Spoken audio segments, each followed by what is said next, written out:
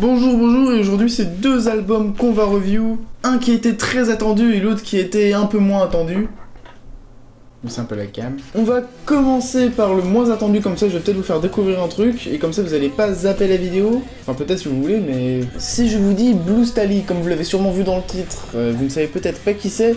Il s'agit d'un groupe de métal industriel très bien. Et derrière ce groupe on trouve un proche de Clayton. Clayton qui est quelqu'un qui est derrière de nombreux groupes, y compris Selveller, qui est un excellent groupe, plutôt artiste, on sait pas trop si c'est un groupe ou un artiste en fait.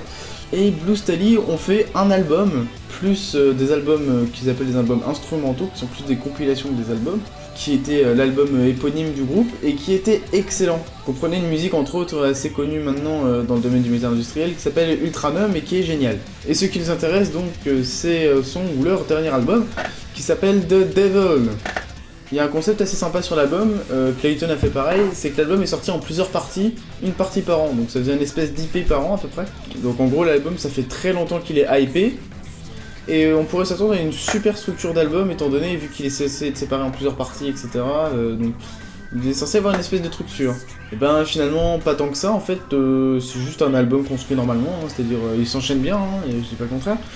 Avec un nombre de pistes normales, etc. Mais il n'y a pas de... rien de particulier en fait.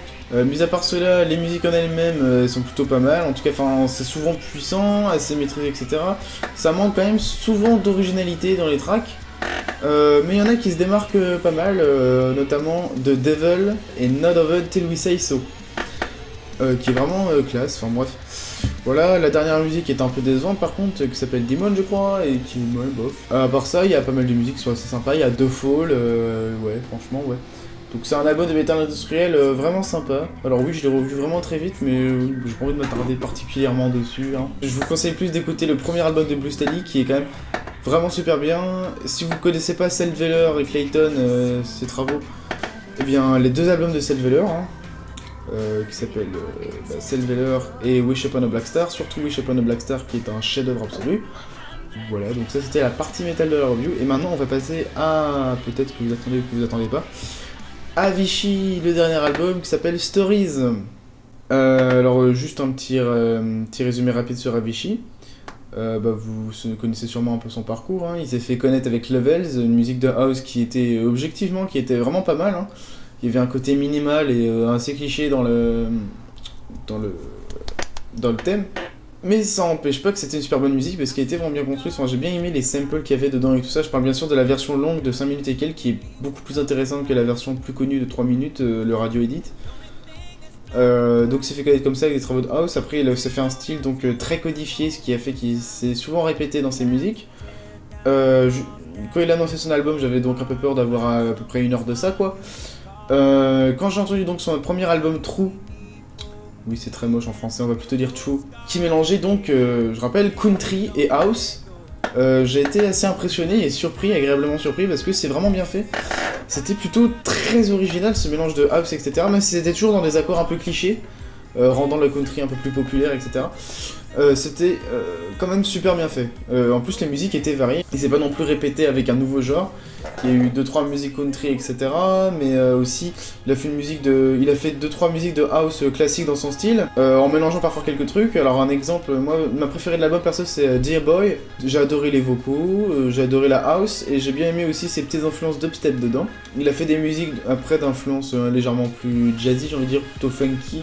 Et voilà, il s'est créé son style à lui. L'album, il était pas super bien construit par contre, parce que les longueurs c'était un peu random, et les singles étaient tous au début. Et de plus, l'album n'était pas mixé aussi. Mais pour compenser, les musiques en elles-mêmes étaient vraiment très bien. Après, il y a eu Avicii by Avicii, enfin un album de remix de chaque track. Alors habituellement, ces albums passent un peu inaperçus, mais il faut avouer qu'il y a eu des très bons remixes, notamment le remix de Shame on Me, qui était super bien. Vraiment, on aurait dit du grammatique de haut niveau, ou plein d'autres artistes dans ce style-là, c'est-à-dire un peu, enfin du glitch-up complet en fait, parce qu'il a complètement glitché sa musique sur à peu près 100-110 BPM. Franchement, ouais, son remix de Shame on Me était vraiment très bien. Mais ça c'est un peu accessoire, donc après quelques temps d'absence, pour en arriver à donc, ce deuxième album, 2 ans plus tard, Stories. Donc par où commencer? Eh bien d'abord les singles qu'il avait dévoilés. entre autres Waiting for Love.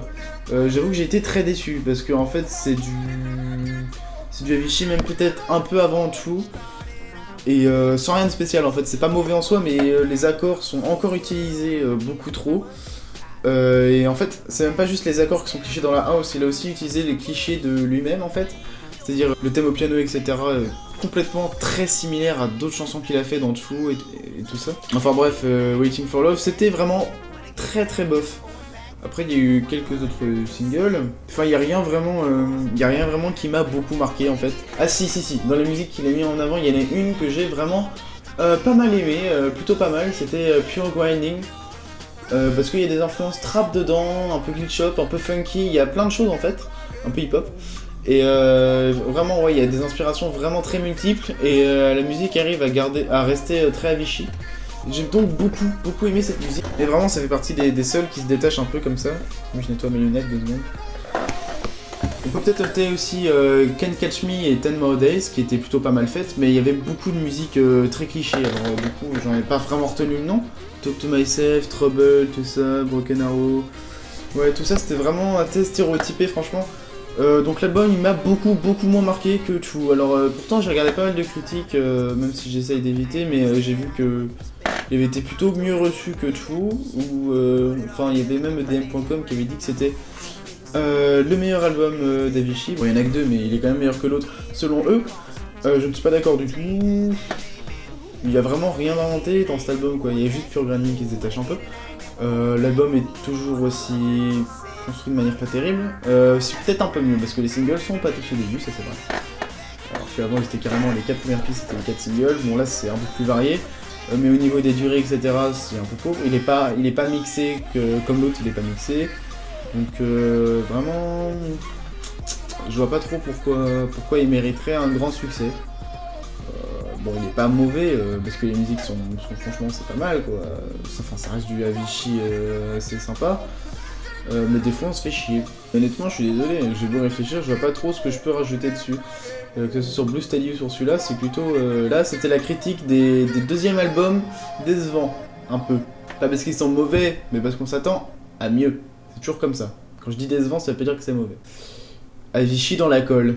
Si je veux écouter de la bonne house avec des trucs un peu originaux de temps en temps, qui innovent un peu, je me réécouterai tout, ou d'autres albums, de pas forcément lui. Et si je veux écouter du bon métal industriel, je pense que je vais retourner sur Wish Upon a Black Star. Et Blue Stadium, premier du nom. Voilà, c'est un peu triste. Heureusement, pas mal de choses arrivent d'ici peu. J'espère que cette review vous aura au moins fait découvrir Blue Stadium.